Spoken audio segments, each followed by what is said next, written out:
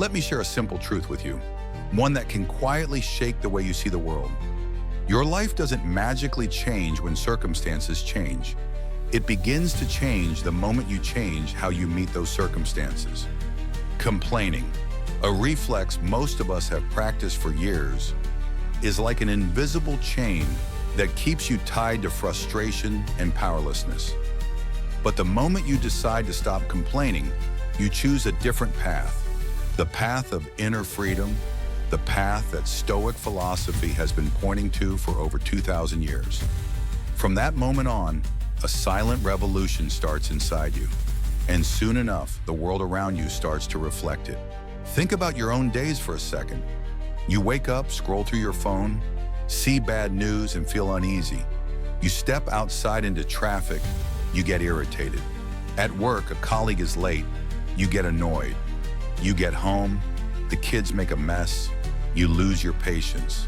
Each tiny irritation piles up into a feeling that the whole world is against you. And then you complain. But when you complain, what are you really doing? You're handing your power over to the situation, ducking away from your inner strength, putting yourself in the role of a victim. The Stoics had a name for this: wasting your power. Marcus Aurelius said, if something is outside your control, don't give it your energy. If it's within your control, take action. It's a short line, but it's a map out of the complaint loop. Complaints come from wanting to control what we cannot control, while neglecting to act where we actually can. Stopping complaints doesn't mean becoming numb or passively enduring injustice. On the contrary, it's an awakening. It's realizing the line between what you can change and what you must accept. When you stop complaining about someone who's always late, you suddenly see your choices. Set clearer boundaries, adjust your schedule, or end the arrangement. When you stop complaining about the weather, you see your choices. Bring an umbrella, reschedule, or simply walk in the rain. In both cases, the difference isn't in the situation. It's in your attitude and action. And here's where something amazing happens. The energy you were draining into complaints gets released for creativity and movement. Someone who spends every day moaning about their job but never does anything about it ends up exhausted. But someone who notices their frustration, chooses not to complain, and instead uses that time to learn new skills, search for new opportunities, or improve their environment, that person is building a new future. What's fascinating is that once you shift on the inside, the world seems to shift too. In reality, it's still the same, but you're looking through different eyes.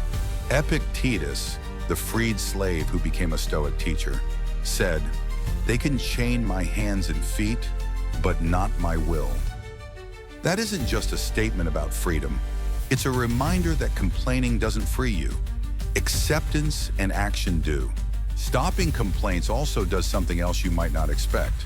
It opens your heart. When you no longer complain about other people's mistakes, you start to understand them. When you no longer complain about adversity, you start to learn from it. This openness makes your relationships smoother, your colleagues trust you more, your friends want to be around you, your family feels your calmness. Your composure becomes a kind of positive climate for everyone near you, and that in turn creates new networks of support and new opportunities. Step by step, day by day, the person who stops complaining begins to notice subtle changes. Sleeping better, feeling less stressed, making decisions with clarity, speaking more slowly and deeply. These changes don't come from an external miracle, but from an internal one. The Stoics always emphasized, you can't control the world, but you can control your judgment about the world. When your judgment changes, your emotions change. When your emotions change, your actions change. When your actions change, your results change. That's the chain of cause and effect hidden in the title. When you stop complaining, your life begins to change. Imagine a young person out of work. He can spend all day complaining about the economy, about unfairness, about bad luck. Or he can stop complaining, calmly assess his skills, take courses, look for new openings, take small jobs to gain experience. The second path is harder but leads to freedom. And the instant he chooses to stop complaining, his life has already begun to change. Not because he's instantly employed, but because he has taken back the steering wheel of his own life. So how do you actually stop complaining? Because complaints are a habit, and habits aren't broken overnight.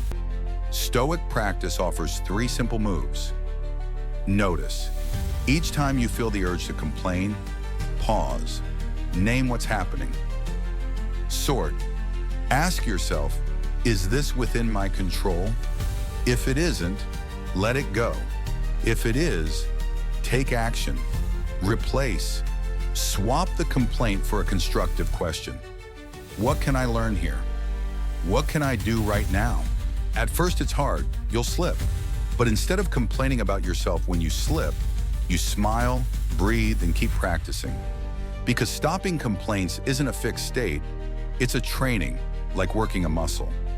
Every time you lift the weight of self-awareness, your muscle of calm gets stronger.